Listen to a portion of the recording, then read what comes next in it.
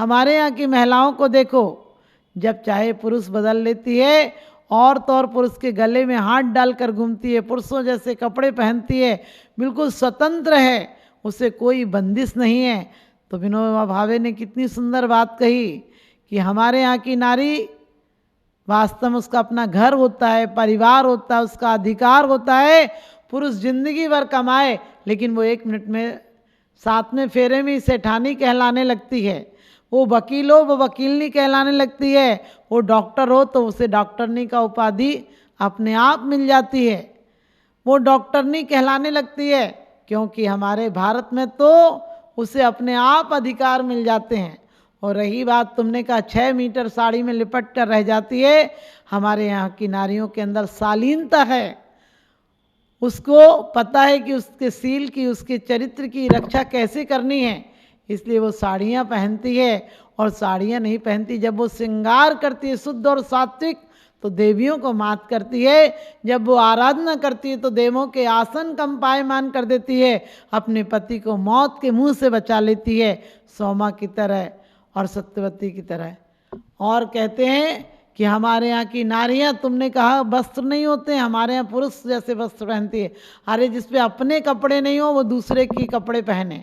हमारे यहाँ की नारी के पास अपने कपड़े हैं, उसके पास स्वयं के कपड़े हैं, वो किसी की नकल नहीं करती है, वो किसी की उतारे हुए कपड़े नहीं पहनती है, वो किसी दूसरों के कपड़े नहीं पहनती है। और तुमने कहा कि सिर्फ रोटी बनाती है, हमारे यहाँ की नारी सिर्फ भोजन नहीं कराती है, सिर्फ शरीर को पुष्ट करने वाला भोजन नहीं कराती है, हमारे यहाँ की नारी आत्मा को पुष्ट करने की भोजन कराती है। हमारे यहाँ की नारी सिर्फ इंसान नहीं बनाती है, हमारे यहाँ की नारी संस्कार देकर भगवान निर्माण कर देती है, भगवान का निर्माण कर देती है। और हमारे यहाँ की नारी अपने घर में रहती है, बाजारों में नहीं घूमती है, उसको बाजार में कमाने की ज़रूरत नहीं होती है। उसके अंदर समता, शील और गृहिणी के उसके अंदर गुण होते हैं और प्रेम और माधुर्य होता है। वो किसी के भी दुख दर्द बांट देती है। और हमारे यहाँ की नारी की क्या बात कहते हो, जब श्रृंगार करती है तो देवियों को मात करती है। और हमारे यहाँ की नारी पति और पुत्र को उत्थान के मार्ग पर लगा देती है। हमारे यहाँ की नारी ये चरित्रवान होती है कि उसका पति उसे जीवन भर सम्मान देता है। तुमने कहा कि गले में हाथ डालकर घूमती है, तो यदि बिगड़ा बैल हो तो उसे नकील की जरूरत पड़ती है। तुम्हारे यहाँ की नारियों को पता है, क्या पता पति घर पे लौट कर आएगा कि नहीं आएगा, इसलिए उसे गले में हाथ डाल के घूमना पड़ता है कि बिगड़ा बैल ऐसे शाम तक घर में लाओ।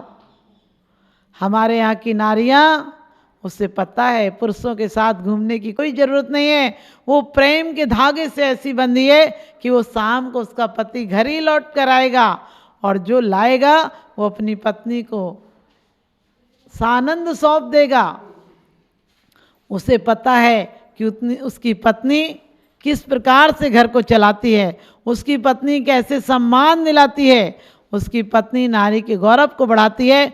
तो हमें भी चाहिए कि भारत में यदि हमें सम्मान पाना है, हमें अपने जीवन में आत्मगौरव प्राप्त करना है, तो हम भारत की नारियों को सम्मान दें। उन्हें ये नहीं सोचें कि बेटियां हैं, बहुएं हैं, उन्हें अलग अलग नज़रिए से नहीं देखें। जैसे आप अपनी बेटी का सुख और चैन, अमन चैन चाहते हैं, उससे ज़्यादा बेटियों को अमन चैन से रखिए, क्योंकि बेटियां तो दूसरों का घर बसाती हैं, लेकिन आपकी बहुएं तो आकर आपका बुढ़ापा सुधार देती हैं। इसलिए उसे वही आज़ादी दो, वही अमन चैन दो, वही प्यार दो, वही अधिकार दो जो अपनी बेटी के लिए चाहते हो। आपको पता, आपका जमाई चाहता हो बेटी को, तो आप क्या कहते हैं, मेरी बेटी का पुण्य का उदय देखो। जमाई क्या लाखों में मिला है, उसकी एक बात नहीं जाने देता है। लेकिन यदि बहू का आदमी चाहने लगे, आपका बेटा बहू को चाहने लगे, तो आपको ऐसा आनंद होता है कि बहुत पुण्य किया है, बहुत अच्छी बहू आई है, भाग्यवान बहू आई है, मेरे पति, मेरा बेटा और बहू का प्रेम है। आपको ऐसा लगता है, आप उस टाइम ये भावना भाती हैं कि ना जाने कौन सी आई है, मुट्ठी में कर रखा है पति को। आप सोचो, अपने बेटों को जैसा चाहते हो उससे ज़्यादा बहुओं को चाहो, क्योंकि बहुएं दूसरे घर की आई हैं। मायका नहीं होता, ससुराल नहीं होता। मायके में लोग कहते हैं कि पराया धन है, ससुराल में कहते हैं पराई जाई है। उसका कोई अपना घर नहीं होता, जबकि वो 2 घर को सम्मान दिलाती है, 2 घर की जिम्मेदारियां बढ़ाती है और आपकी वंश परंपरा को आगे दीर्घ काल तक चलाती है। वो बीज है, वो ध्रुव है।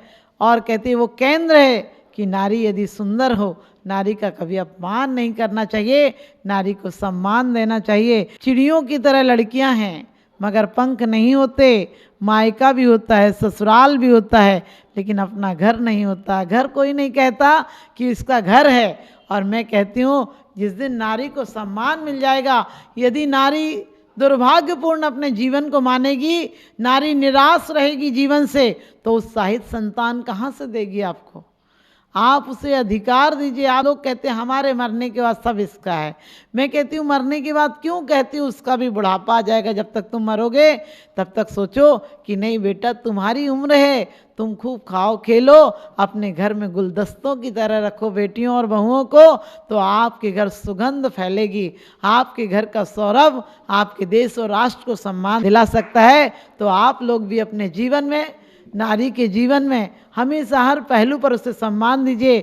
और बहुओं को भी चाहिए कि अपनी माँ से ज़्यादा सास को प्यार दें, और सासों को भी चाहिए कि अपनी बहुओं को बेटियों से ज़्यादा प्यार दें। एक जमाई अपनी पत्नी को ससुराल लेने आया, और आपको पता है बेटियों से बड़ा प्यार होता है माँ को। जब बेटियों से प्यार होता है तो सास ने कहा अभी नहीं भेजूंगी, 15 दिन बाद भेजूंगी। जमाई 15 दिन बाद आ गया, लेकिन माँ का तो कभी दिल बेटियों से भरता ही नहीं। वो कहने लगी अभी नहीं, 15 दिन बाद फिर आना। वो बोला मैं 15 दिन बाद आया हूँ, आपने कहा है तो बोले नहीं, इसके पिताजी अभी बाहर गए हैं, वो 15-20 दिन में लौट के आएंगे, मैं आपको खबर कर दूंगी। वो बोला आपकी तो मैं लेके ही जाऊँगा। माँ तो बहाने मारती है। उस माँ ने अंदर गई और बाल खोले और सिर घुमाया और अपने बच्चों से बोली जा कह दे जीजाजी से कि अम्मा को देवी आती है, और कह रही है अम्मा नहीं भेजूंगी। और जमाई भी बहुत होशियार था, और जमाई ने अपना सिर घुमाया और कहने लगा जा कह दे अम्मा को कि जीजाजी को भैरव आते हैं, और जो कहते हैं सो करके छोड़ते हैं, और आज अभी लेकर जाऊंगा।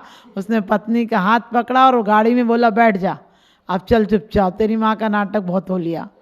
तो आप भी ध्यान रखना, अपने नाटक की ज़रूरत ही नहीं पड़े। बहुओं को बहुत प्यार से मायके भेजो, जैसा अपनी बेटियों को देकर भेजते हो, ऐसे ही थोड़ी बहुओं को भी देकर भेजो कि बेटा अपने भतीजे भतीजियों को, छोटे भाइयों को खूब अच्छे से दे के आना। हमारा घर भिखारियों का घर नहीं है कि तुम्हारे घर से सिर्फ हम मांग करें क्या लाइए क्या लाइए। अरे क्या लाई है, कहते हैं दिल का कलेजा दे दिया, मुंह का निवाला दे दिया। जब दे दिया दिल का टुकड़ा तब पूछते हैं क्या दिया, तब पूछते हैं क्या दिया। जिसने बेटियां दे दी, जिसने अपने घर की चहक दे दी, महक दे दी, दिल का टुकड़ा दे दिया, उससे क्या चाहिए। उससे तो कहो आपने बेटी देकर हमारा एहसान कर दिया। सागार धर्मामृत में बहुत अच्छा लिखा है आशाधर जी ने कि सिर्फ तुम्हें बेटी नहीं दी है किसी के पीहर वालों ने, तुम्हें सिर्फ पत्नी नहीं दी है, तुम्हें 4 आश्रम दिए हैं, तुम्हें गृहस्थ आश्रम दिया उसने। क्योंकि जब पत्नी होगी, धर्म पत्नी होगी, तो धर्माचरण पूर्वक घर में अभय दान, औसत दान, ज्ञान दान और आहार आदि के दान चलेंगे आपके घर में। और जब चारों प्रकार के दान चलेंगे तो आपका गृहस्थ आश्रम सुंदर हो जाएगा, पूज्य हो जाएगा। और एक पत्नी के साथ यदि आप संयम से रहेंगे तो एक दिन आपका आदर्श जीवन महासंयम की तरह प्रयाण कर जाएगा। आपके अणुव्रत देश और राष्ट्र में सम्मान दिलाएंगे। जब पति नहीं हो घर में तो कोई जाने नहीं देता। आपको पता है जिसकी पत्नी नहीं हो या शादी नहीं हुई तो लोग कहते हैं यार उसको मत बुलाना, लेकिन पत्नी हो तो आपको कहीं भी जहाँ आपको जगह नहीं मिल रही हो, पत्नी हो वहाँ भी जगह मिल जाती है। क्योंकि पत्नी एक विश्वास का केंद्र है।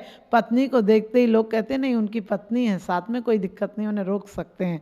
तो आपको देखिए सम्मान दिलाती है हर पहलू पर कि अपने बड़ों की सेवा किया करो, अपने माँ बाप की सेवा किया करो। क्योंकि तुम्हें अपने तन से तन देती है माँ, अपने जीवन को दाव लगाकर तुम्हें जन्म देती है माँ। भगवान से पहले माँ की भी पूजा करो, क्योंकि भगवान को भी जन्म देती है माँ, भगवान को भी जन्म देती है माँ। तो आप सबके जीवन में माँ जैसी हमारा भारत वो है जो देश को माँ कहता है। वो सर फिरे लोग हैं जो अपने देश को जहाँ कहते हैं। हम भारत वाले तो अपने देश को भी माँ कहते हैं। हम भारत वाले तो अपने देश को भी माँ कहते हैं। तो नारी को हर पहलू पे सम्मान दिलाइए। नारी कुंवारी में भी जिमाई जाती, कन्या जिमाई जाती है और सौभाग्यवती हर मंगल कार्य में भाग लेती है, लेकिन वो साध्वी हो जाती है तो जगत पूज्या हो जाती है।